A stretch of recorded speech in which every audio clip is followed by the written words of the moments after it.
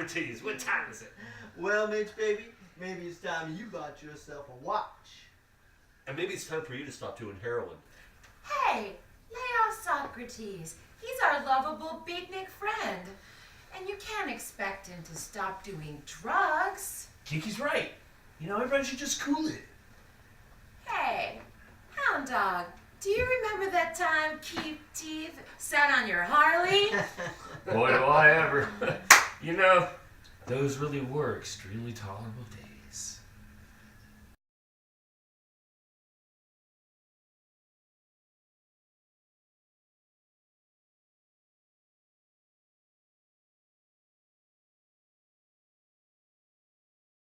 In the late 1990s, a young man named Matt Pierce decided to change the world. Then he realized that he was weak and cowardly, so he decided to bring together a group of his deranged friends to make a series of bizarre videos. The following is a small sample of their work, entitled Exactly Ate My Soul. Bum, bum, bum, bum, bum, bum, bum, bum.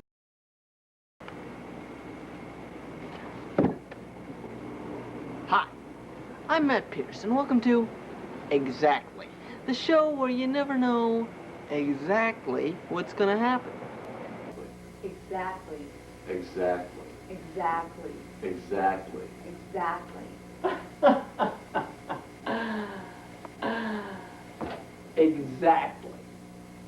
If you didn't like those ideas, wait till you see this.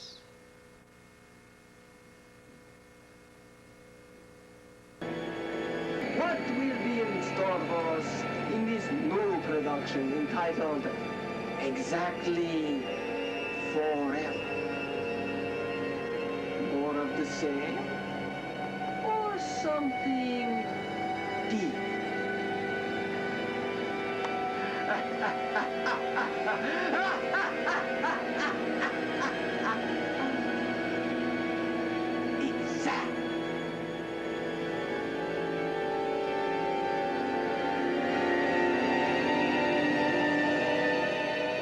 And now it's time for Exactly 5, the final chapter. That's it. No more chapters. No epilogue. No about the author. This is it. So let's watch it.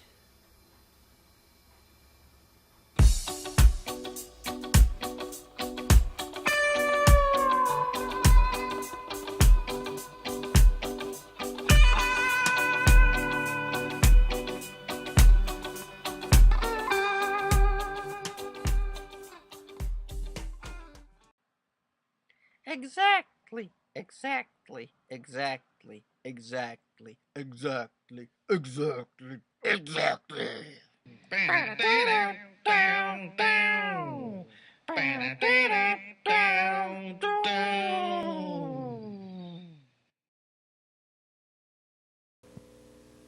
And now, for the finest in children's deprogramming, Sam and Murray Kraft's Hatland. On a cold and windy day, there lived a boy named Ronnie J. He was running, then he sat, and then he saw a little hat. Put me on your head, Ronnie, put me on your head, and we will run away to the land of sunny days.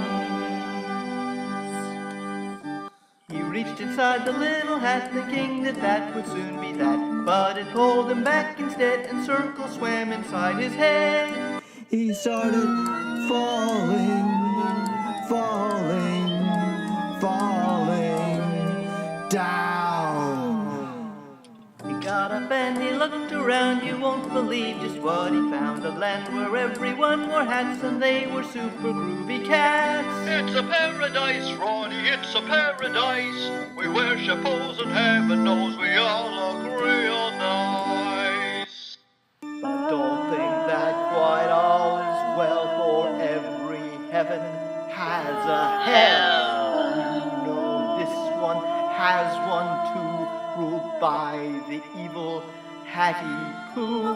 He rules the land with a big bat, and he kidnapped Hetty the Hat. When Ronnie heard of all this mess, his heart was filled with much distress. Though Ronnie was quite young and brave, he knew that Hattie must be safe. There was only one thing to do, go to the castle, Hattie Pooh. Put me on your head, Ronnie, put me on your head. He heard the haunting words that Hetty the Hat had said. But he got kind of bored, and on his own accord he walked back into town. And he wanted some kicks and some real nice chicks, so he met up with Cuckoo the Clown. Cuckoo gave him what he wanted, and Ronnie was never haunted. He never tried to save Hetty, and Hattie Pooh he'd never see. You are just okay, Ronnie, you are just okay. I will not mess with the one who's known as Ronnie J. 'Cause he's living in Hatland, the crazy where it's Hatland. It's the wackiest, shackiest, psychedelic shackiest, craziest place. It's Hatland. Can't get ahead if you don't wear a hat. How's that for a head rush? Because of the length of the theme song, we don't have time to broadcast the actual episode of Sam and Murray Kraft's Hatland. Stay tuned next week for another episode of Hatland, followed by the debut of Sam and Murray Kraft's The Land of the Lost Luggage. I was talking to my friend Linda, and I said, Linda, I've been feeling, well, you know. And she said, why don't you try Excess? And I said, Excess? Isn't that the pill that's just too much? And she said, sure. It gives me too much energy, too much happiness, too much spirit. I said, I get the point. I'll try it. And boy, am I glad I did. Excess has been known to cause the following side effects: rolling of the eyes, dizziness, frothing at the mouth, black eye syndrome, spasms, and lycanthropy, also known as werewolfism. I'm feeling much better now, thanks to my friend Linda, and thanks to Excess. Excess. It's just too much. Summer is melted ice cream dripping on a young girl's dress, making her realize for the first time that the road of life can be rocky. Appreciate the marshmallows. Summer is a rainbow not leading to a pot of gold, but rather to a pile of bills, because the man wants to charge me for the gas that I use, the water that I drink, and the cable that I steal. Summer is a baseball going over a fence, a football going through a goalpost, a basketball going through a hoop. There is no curling in summertime. Summer is not spring, it does not leap. Summer is not fall, it stands tall. Summer is not winter. It is not winter. Summer is a day that never ends, a night that lasts forever, and an afternoon that doesn't know when to stop. Dig. Summer is a feeling. Summer is sweat dripping off of the ceiling. Summer is skin peeling and appealing. Summer is preacher a kneeling and bugger a squealing. Summer is a green leaf attached to a brown branch, lying on the gray pavement, being run over by a white guy in a black Hummer. Summer is a dyslexic hermit crab being hazed by the other crabs for walking forwards. Summer is finishing fourth in a field of 5 in a 3-legged race after downing a 6-pack on your 7th birthday. Summer is a long drive, the wind blowing 100 miles an hour, and then suddenly you're at the beach. Either that or you're a golf ball caught in a sand trap. Summer is the most beautiful sunset I've ever seen. Or is it sunrise? I can't tell because the postcard is blurry. Dig. Summer is a field of beautiful poppies being mowed by a man who prefers grass.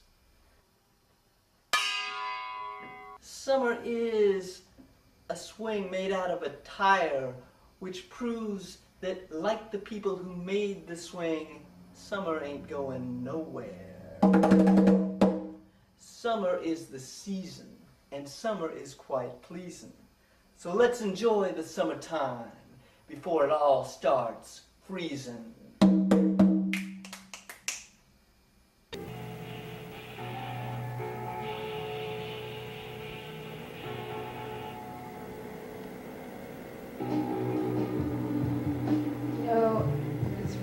Strange sometimes when you're sleeping. You can't tell what's what. And like that gray period in between when you're actually awake and when you succumb to sleeping. Really tired this night. I was really tired. When I got to sleep, I was so glad to be in my cozy dream pile. I was drifting off in a dream. And then I heard it. It was easy to dismiss at first, but then it came clearer. It wasn't the sound of my breathing.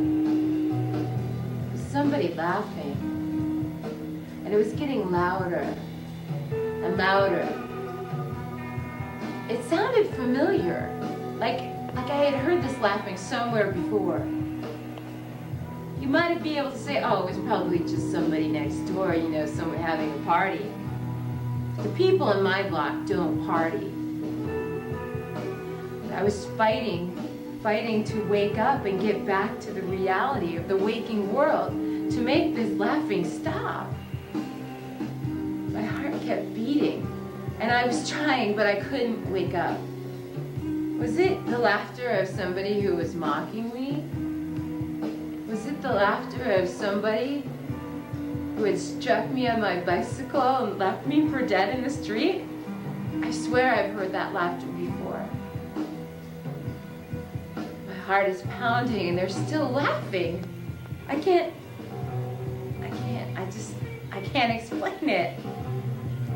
I was trying so hard to wake up. You know, like when you're running through molasses in your dream trying to get away from the killer? It was like that. But there was no face to this killer. It was just this laughing. So finally, with every molecule that I could muster, I bust free of that dream space, and I woke up, and I grabbed my baseball bat, which was under my bed, and I turned on the light, and there was nobody in my room. Just caught my reflection in the mirror. I looked pretty freaked. And I ran out into the house and there was nobody awake. There was no TV or radio on. Didn't hear the laughter. Didn't hear it. So I headed back to my room. I started to fall asleep again. It was scary.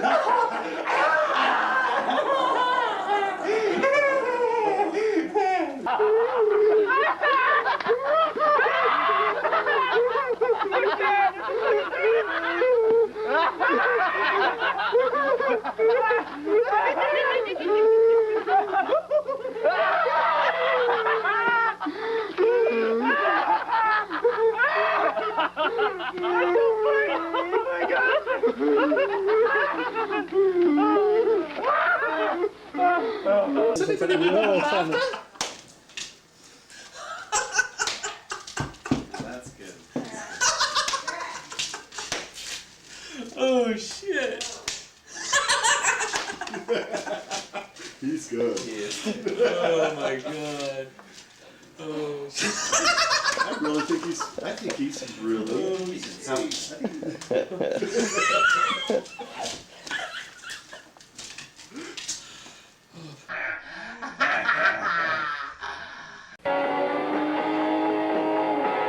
Hey man, is this Freedom Rock? No, man, this is even better. It's Jingle Rock. Jingle Rock? Well, turn it up. That's right, it's Jingle Rock, featuring 106 of your favorite commercial classics.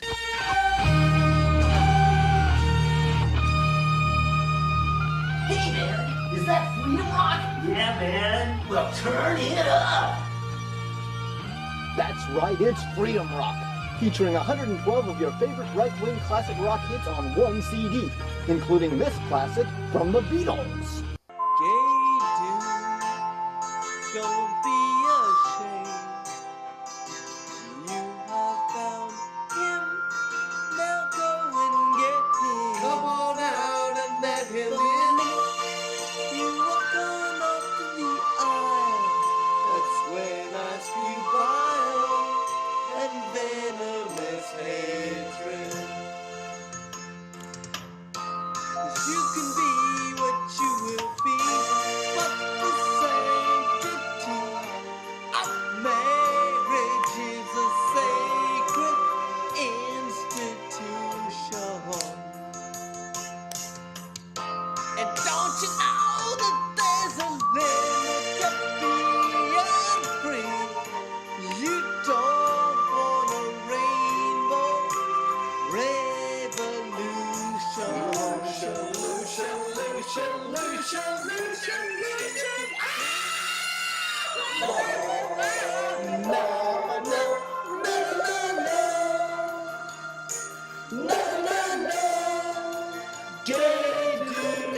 Wow, this Freedom Rock is all right. Wow, this Jingle Rock is far out.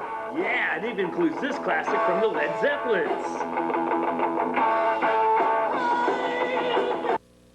There's a lady who's sure there's a 7-day cure, and she's buying some Monistat 7.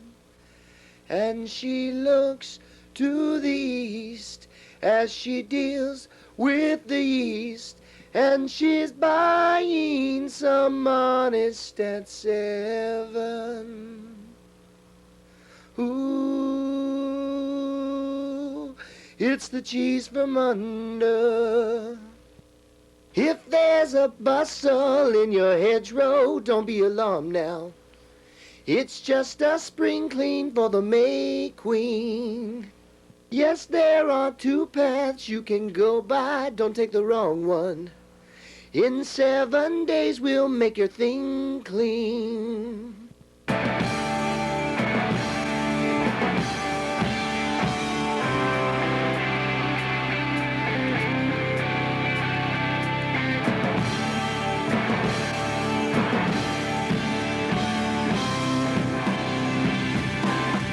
And what classic rock collection would be complete without a smarmy ballad from Elton John? This time it's his tribute to the late Linda McCartney. Goodbye, Linda Mac. Though I never knew you at all, I saw you in a photograph that was made by Eastman Kodak. And it seems to me you lived your life like a beetle in the wings, never knowing who to turn to when the walrus sings. Cancer knocked, you let 'em in, and you said live and let die. You're no longer on the run, you're Linda in the sky. This is so far right, it can't be wrong. It makes me want to dance. And everybody's doing the latest Republican dance craze, the teabag. At a tea party the other night, Long Darjeeling was out of sight. He shook his bags like a hoochie mama, started dunking his twins while protesting Obama. He's teabagging. He's teabagging. He's teabagging. Everybody is teabagging. He's teabagging. He's teabagging. This selection is so great, it might be out of my tax bracket. Wait, there's still more. That's right. If you order today, you'll receive Rastafari Right On, 420 of your favorite Republican reggae hits, including this smash from Desmond Decker. Yellows are the bloods, Israelis are the Crips. There is real rights. The yellows, the bloods, the Israelis are the Crips, fighting for a ghetto called the Gaza Strip. Fighting for their Israel rights. The Islamopashists are fighting for Hamas. Anyone on that side has got to be a dumbass. Cause the chosen ones are fighting for their Israel rights. Oh my, this album is Irish. I agree. Available on CD-ROM, CD, cassette, LP, 8-track, reel-to-reel, and in limited edition on the Speak and Spell format. To order, dial Richmond 9-555-ROCK. That's Richmond 9-555-ROCK. That number again, Richmond 9-555-ROCK. Write it down, Richmond 9-555-ROCK. Tattoo it on your shoulder, Richmond 9-555-ROCK. Do it now, do it for life, do it, 'cause I said so. Wow, this offer is like a musical tax cut. Yeah, man. But how do I order? I hope it's not one of those long phone numbers, because I don't remember numbers too well. You don't have to. Simply dial any 7 numbers and be ready to give out your address, credit card number, and the time your kids get out of school, and we'll send you Freedom Rock and Rastafari Right On right away. Right away? Right you are. Right on.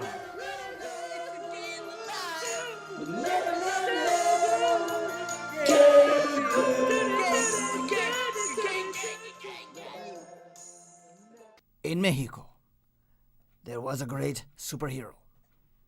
His name was Santo. He was also a wrestler.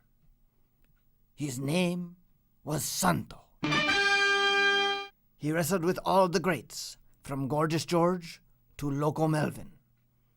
He also fought and killed many monsters, vampires, wolfmen, mummies, and bad, bad hombres. They called him many things. They called him names, like the Masked Lion, or the Hooded Wolf, or the Bear who wears a mask. But mostly they called him Santo, because his name was Santo. His name was Santo. ¡Viva! ¡De la Santo!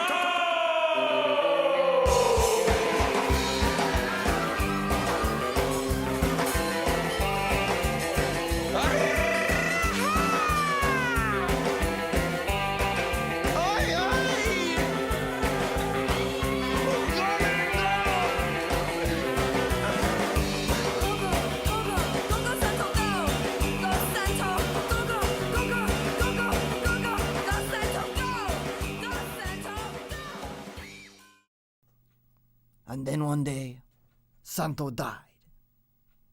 Or did he? For his soul seems to live on in a man who calls himself Santo Jr.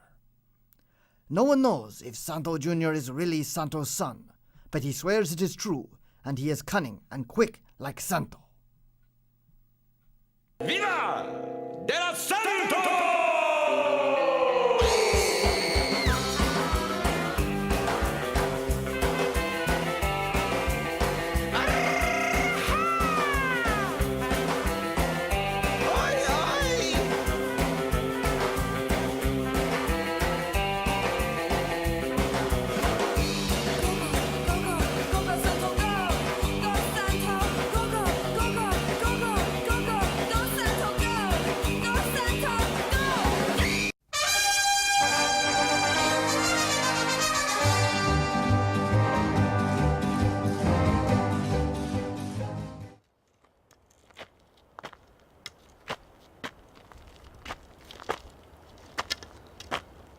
Hola, Santo Jr. Hola, stranger. ¿Cómo estás? Bien. Ah, muy bien, muy bien. ¿Cómo está usted? Bien, bien. Muy bien. Sí, muy bien. Adiós, Santo. Adiós, amigo. ¡Ay, ay! Santo. ¡Ay, ay! Santo. ¿Dónde está la casa de las vampiras muchachas? Thank you, man with no voice.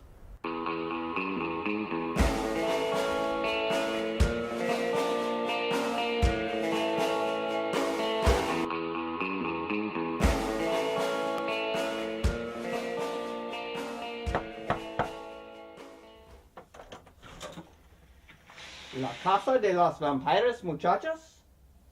Sí, come in.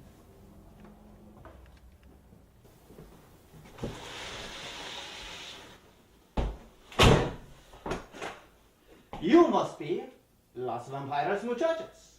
Sí, we are. But who are you?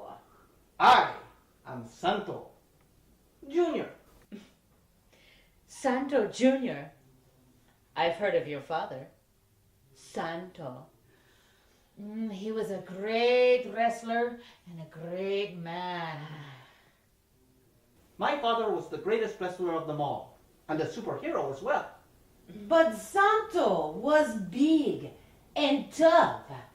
You don't look so strong. It is true, I am not as big and strong as me padre, but I more than make up for it. With what? That is my secret. Forgive me for being so rude. We have not properly introduced ourselves. I am Vampirita. This is Socula. And to her right, the barefoot Countessa. And I am Santo Jr. We know who you are, wimpy little son of Santo. But what are you doing here? I have come to conquer las vampiras muchachas.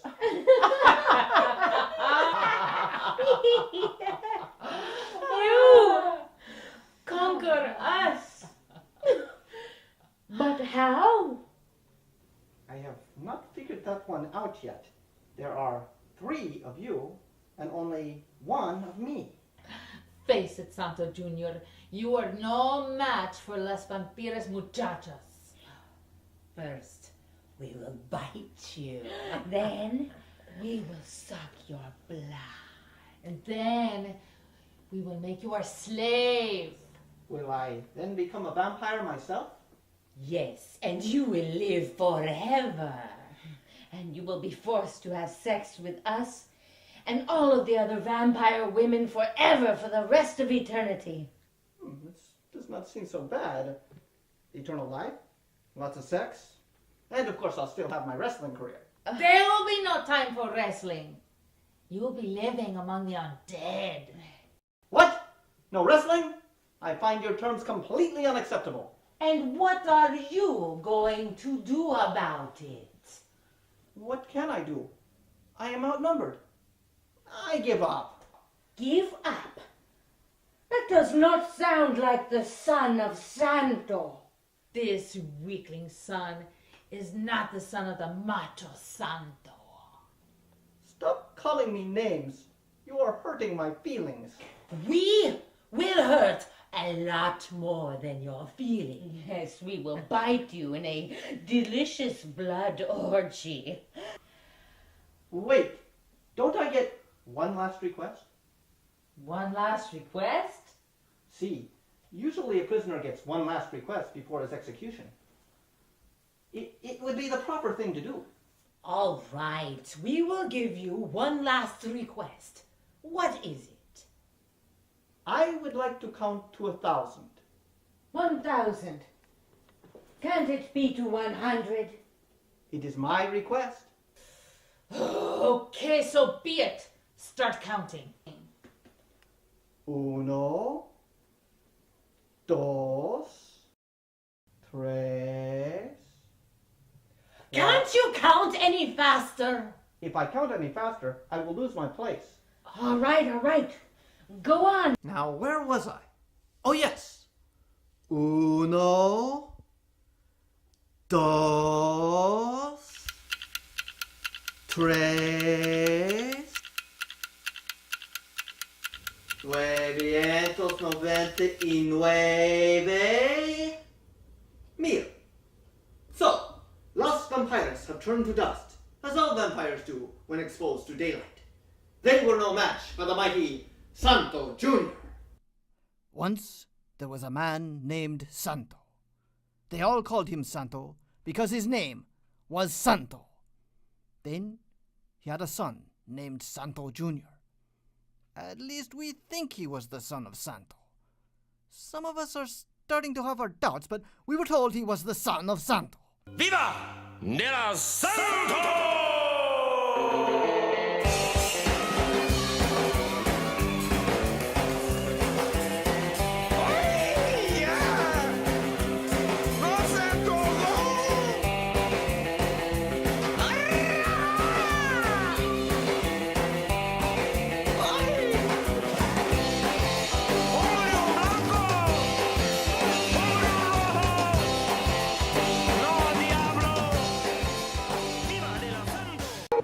Tony, we've got to do something.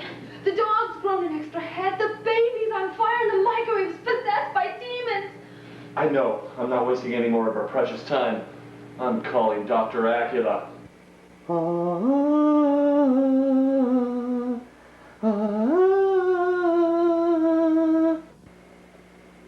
No, this isn't the psychic hotline. I don't know how big LaToya Jackson's breasts are. They're enormous. How's that? Did you need a doctor of paranormal activities to tell you that? Do I know the way to San Jose? No, you'll have to ask Diaz Warwick for the answer to that one. Enough of your petty foolishness. I've got the customer. Come in. Dr. Acula? Were you expecting perhaps Sam Spade? Dr. Acula, my family's in grave danger. My Uncle Leo thinks he's Ginger Rogers. My wife has developed a crush on Regis Philbin. Our only child is highly flammable. And my dog is Mephistopheles incarnate. Do you think it could be a poltergeist? Poltergeist? Ha! They're just old wives' tales. And I should know.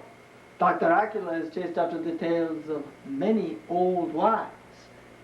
What is your name, my friend? Tony. Tony.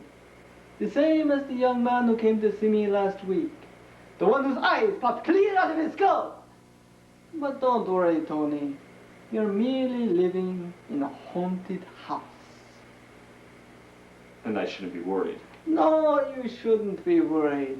You should be scared out of your wits. You should run screaming in terror and jump out of the window of the nearest four-story building. Dr. Acula? Or perhaps I'm overreacting. Let me dine at your house tonight, when the moon is full and the night is filled with darkness.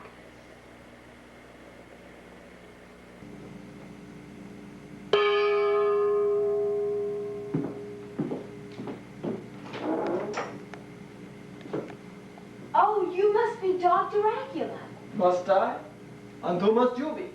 I'm Tony's wife, Vila. Vila. I once knew a girl named Vila. She was also very beautiful. Oh, thank you, Dr. Acula.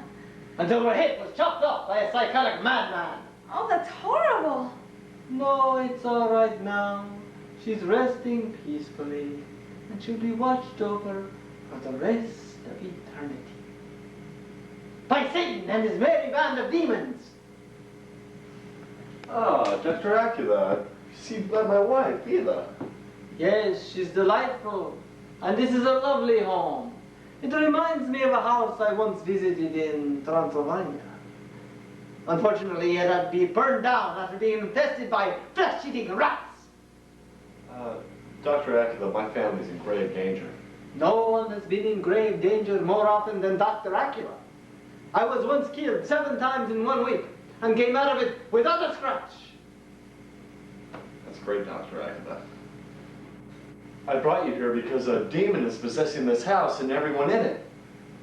I think it's coming from the dog. You want me to call him? Come here, Chipper. Come here, boy. Hold up the dogs, Tony. Dogs lack the attention span it takes for a proper demonic possession. Wolves are great, but dogs, I once saw a possessed dog try to blind its owner. But before the fire even had a chance to break through the man's glasses, the dog started chasing its tail. No, the demon isn't coming from inside your dog. It's coming from inside your wife. Vila? Me? Possessed? You must be joking. It's no joke, Vila. I'm not possessed. I mean, I do get some nutty things at the thrift store. And when we go to the movies, I just can't resist those bonbons. But other than that... I am the beast and I will have your souls. Oh, I don't know where that came from. But honestly, do I seem possessed to you? You're right. She's possessed. What do we do? We must repossess her. Vila, give me your full name. Vila, Aelita. Nitos, Beelzebub, Satan, Satan, Satan! Satan, what are you doing here? I have come for the soul of Daniel Davis, who was killed wrongfully at the hands of overzealous Jehovah's Witnesses. Daniel Davis. I'm doing a seance for Daniel Davis next week. Tragic story. It seems that he was wrongfully accused of stealing these copies of the Holy Bible, and these Jehovah's Witnesses, who also happen to be zombies, ripped him from limb to limb and ate his flesh. But you are mistaken, my evil friend. The seance is on 666 Long Street. This is 999 Long Street. I'm sorry, I'm bad with numbers. Oh! Vila! Oh, Tony! I'm so sorry. I don't know what the devil got into me. Oh, Dr. Acula, would you like some wine? No, I don't drink wine. It seems my work here is done. You don't have any of the hard stuff, do you? No. Sorry. Then good night. And may all your demons get plenty of exorcism.